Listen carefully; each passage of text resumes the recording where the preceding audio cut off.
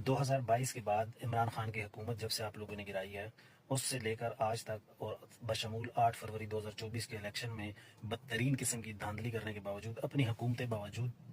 हुकूमतें बनाने के बावजूद, अगर आज तक आप इस अवाम के दिलों में अपनी मशहूर या अपनी पॉपुलैरिटी का जो शादियाने आप बजाते हैं वो आज तक इनके दिलों में नहीं डाल सके, तो इसका मतलब है कि आप लोग एक फेलुअर जमात है। आप लोग लोगों के दिलों में जोर ज़बरदस्ती करके या उनकी वफादारियां तब्दील करवा के डंडे की जोर पर आप पॉपुलैरिटी हासिल नहीं कर सकते।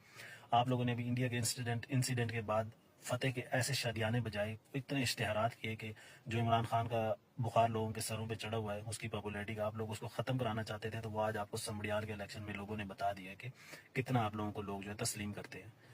जोर ज़बरदस्ती करके डंडे की जोर पर तो आप सीट जीत जाएंगे, लेकिन ये पॉपुलैरिटी जो होगी आपकी शॉर्ट टर्म में तो ठीक है, आपके काम आ जाएगी, आप सीट जीत जाएंगे, एमएनए बन जाएंगे, एमपी बन जाएंगे, आप असेंबलियों तक पहुंच जाएंगे, लेकिन लॉन्ग टर्म में लोगों के दिलों में आप नफरत पैदा कर रहे हैं। लोग आपको प्यार नहीं कर रहे क्योंकि आप डंडे की जोर पर सीटें जीत रहे हैं। अभी जो हमारे निशात गुमन साहब हैं, वो आरओ को चैलेंज कर रहे हैं कि 20 से 25 हज़ार वोट जो है आपने जाली कास्ट करवाए हैं इलेक्शन में। तो वो अब आपको वहां पे खड़े होकर चैलेंज भी करें। आप लोगों का समंदर देखें, जमे गफीर देखें लोगों का। ये पीटीआई की आवाम जो पीटीआई के लिए निकली है वोट कास्ट करने के लिए, बिरयानी की प्लेटों के लिए नहीं निकली कि हमें बिरयानी की प्लेटें मिलेंगी, बल्कि ये इमरान खान के नजरिए और कैदी नंबर 804 के पीछे खड़ी हैं, उसके नजरिए के साथ खड़ी हैं।